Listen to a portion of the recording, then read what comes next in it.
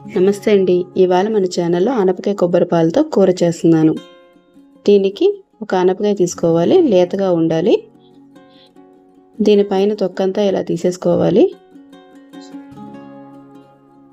దీన్ని చిన్న చిన్న ముక్కలుగా చేసి ఓ పక్కన పెట్టుకోవాలి.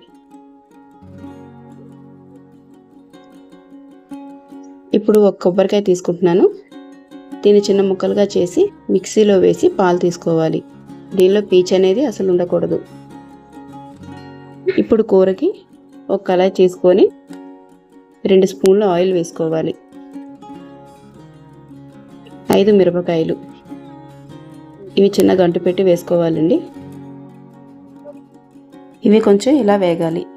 వేగిన తర్వాత 1 కప్పు పెరుగు, ఇది మజ్జిగలా చేసుకోవాలి.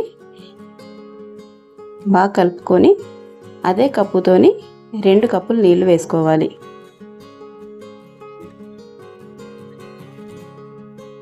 ఇది కొంచెం పల్చగానే ఉండాలి. ఇలా కలుపుకున్నాక బాగాన 1 స్పూను సాల్ట్ వేసుకోవాలి. కొంచెం కరివేపాకు, ఆనపకాయ ముక్కలు, చిన్నగా తరిగి పెట్టుకున్న ఆనపకాయ ముక్కలు కూడా అందులో వేసుకొని బాగా కలుపుకోవాలి. ఈ మజ్జిగలోనే ఈ ఆనపకాయ ముక్కలు అనేవి బాగా ఉడకాలి. దీన్ని ఒక 10 నిమిషాలు మూత పెట్టి ఉంచుకోవాలి.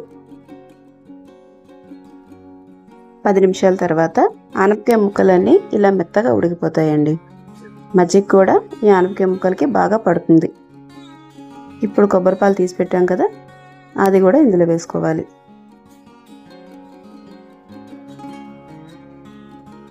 ఇది ఒకసారి బాగా కలుపుకొని ఇంకో 10 నిమిషాలు ఈ కొబ్బరి పాలన్నీ కూడా ఇంకిపోయేలాగా మూత పెట్టి ఉంచుకోవాలి. ఇదిగోండి, ఇలా బాగా ఇంకిపోయాయి కదా. ముక్క అనేది చాలా మెత్తగా ఉంది, స్మూత్గా ఉంటుంది. దీన్ని పక్కన పెట్టేసి పోపుకి కొద్దిగా ఆయిల్ వేసి ఆవాలు, జీలకర్ర, మినప్పప్పు, చిటికెడు ఇంగువ, ఎన్ని మిరపకాయలు 2, ఇవన్నీ బాగా కలుపుకోవాలి ఒకసారి. ఈ కూర కారం అనేది ఉండదండి. ఈ ఎండుమిరపకాయలు, మిరపకాయల ద్వారా కారం వస్తుంది. కరివేపాకు కొద్దిగా వేసుకోవాలి.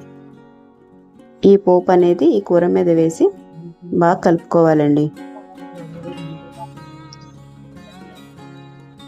ఇంతేనండి ఆనపకాయ కొబ్బరి పాలతో కూర. ఈ కూర చాలా మంచిది, పొట్టకి చాలా మేలు చేస్తుంది. ఇది మీకు నచ్చినట్టయితే మీరు ట్రై చేయండి. మా ఛానల్కి సబ్స్క్రైబ్ చేయండి. Thank you.